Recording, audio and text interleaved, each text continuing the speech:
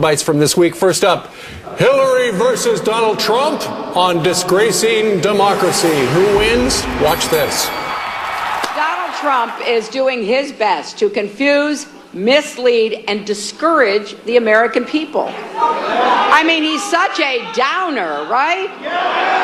And it's time for him to stop fear-mongering, stop distracting from what's really at stake, and frankly, stop disgracing our democracy. We can't let him get away with this. I will continue to address and expose the criminal corruption of Hillary Clinton and its threat to the survival of our democracy. But I also want to spend these next 9 days with the wonderful people of this country talking about my vision for making America great again. And let's talk positive. All right, round one, Ed, goes to? Trump easily. She talks about misleading the American public. She and her husband have been the ones misleading the American public for a 20-year period. And my sense is that's what this week was all about. As I said earlier, 2/3 of the country don't think she's honest. Obviously, the FBI investigations or what have you just sort of reinforcing that. Sure. Okay, next soundbite round. Hillary versus Trump with their best attack lines. You know, it's not okay to insult people. It's not okay. He calls women ugly, disgusting, nasty all the time. He calls women pigs, rates bodies on a scale from 1 to 10. The bottom line is he thinks belittling women makes him a bigger man. And I don't think there's a woman anywhere who doesn't know what that feels like. She wants to blame everyone else for her mounting legal troubles. But she has really no one else to blame but herself. Hillary is the one who set up an illegal private email server to shield her criminal activity. Hillary is the one who lied so many times to Congress and to the FBI. 39 times to the FBI. It was Hillary who destroyed 33,000 emails after receiving a subpoena from the United States Congress. All right, Ed, round two goes to? Again, to Trump. This may be her best line of attack. I mean, Donald Trump has been insensitive from time to time in his lifetime. She's been dishonest. And I think the choice of being, you want someone who's insensitive every so often versus someone who's habitually dishonest and lies to Congress and what have you. I think it's a pretty easy choice. All right, final soundbite. Okay. Hillary versus Trump, their closing arguments. Just think about what we can accomplish. We're going to have the biggest tax cut since Ronald Reagan. We're going to rebuild our military and take care of our great veterans. We will save the Second Amendment, which is under siege. And we will appoint justices to the United States Supreme Court who will uphold and defend the Constitution of the United States. Hillary has been there for 30 years, and she's accomplished nothing. She's a candidate of yesterday, and we are the movement of the future. Stand up for what we can do together, because that's what this election ultimately comes down to. It's about our future. It's about who we are as a country. I will wake up every day in that White House trying to figure out what I can do to help you and you and you. America's best days are still ahead of us. Don't buy into that dark, pessimistic vision. We're going to build the future we want together, and we're going to prove once and for all that love trumps hate. Okay, final round is? I'm going to call this one even. Both of them are making their strong closing remarks. It's kind of a charitable throw to her, but at the end of the day, it was her best message of the three. Okay, so here we are 4 days out. You see it. I see Trump edging this thing on. I think he's got the momentum. I think the argument when people walk in the voting booth, again, you want someone who's been insensitive, you want someone who's been a successful business person, someone who's a change agent, versus someone who basically has a long history of basically being dishonest. You've been doing this for a very long time. Is there a possibility there could be a landslide involved here? There's a momentum going towards him. I mean, I think she could squeak it out still, but I think the momentum is coming to him, and I think people are going to make up their minds this weekend, those who haven't already, and I think it could tip to him. It's very much like Reagan in 1980. Reagan basically was very close going in and became a 10-point victory in a 44-state landslide. All right.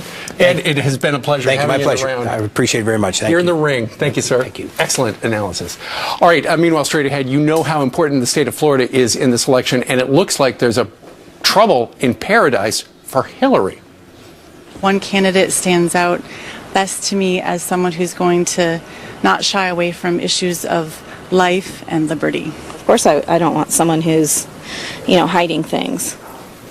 We are live in Florida. Coming up next, you're watching Fox and Friends.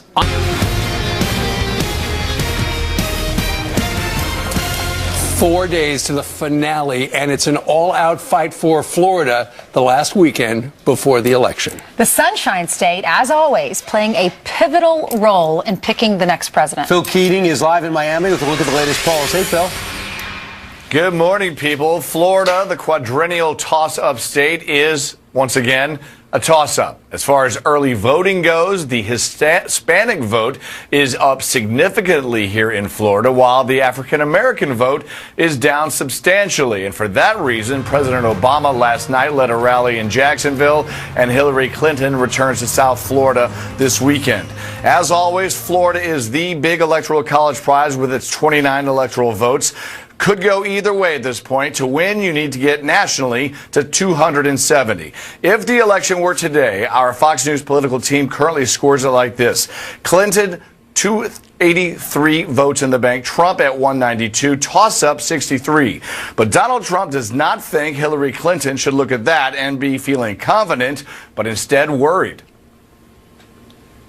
Just out a few minutes ago, the new Rasmussen poll has up 3 up right now, 3 up nationwide. We're leading in Florida. We're leading in Ohio. We're leading in Iowa. I think we're leading in North Carolina, which is big. Doing well in Pennsylvania right there. But we are leading all over. But at this very moment, not in Florida at least, the crown swing state is an absolute tie according to the Real Clear Politics political poll average. 46.1 to 46.1. Now, early voting here continues today, as well as Saturday and Sunday for most of the state. And so far, more than 40% of Florida's registered voters have already cast their ballot. That is more than 5 million people. Wow. Back to you in New York. All right, so that means the lines will be a little bit shorter. Thank you so much, Phil. Thanks, Phil. That's right, because the lines at the early voting places, there aren't that many in every county.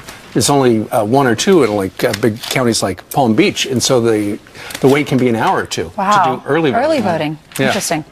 All right, 11 minutes before the top of the hour, coming up on this Friday. Big show still ahead. Rudy Giuliani and Judge Jeanine join us coming up. And experts say that Hillary put our national security at risk with her private server.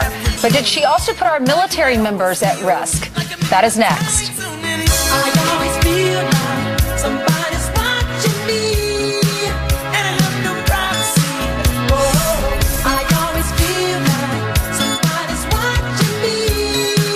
Stunning new details emerging from the investigation into Hillary Clinton's secret server. Now sources are telling Fox with 99% accuracy at least 5 foreign governments hacked into her emails, giving them access to U.S. secrets.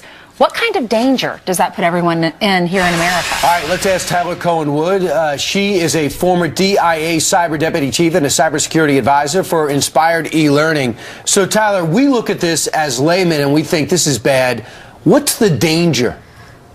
This is bad. This is really bad because if there was top secret information that talked about capabilities or potentially even talked about people who were in a covered status, this could put those people and those capabilities in grave danger. But what's even worse is that there is the potential for our national security to be at huge risk, and the potential for another 9/11 style attack if the right threat actors got the right information. Now, so Tyler, this is a very terrible thing. Okay, so explain to the folks at home why they should care about this, because you have a lot of experience in this. Most people are just trying to put food on the table, going to work every day. They're not paying attention as much as we all are because we're immersed in this. So what's your message for the folks at home as they're going to the polls on Tuesday?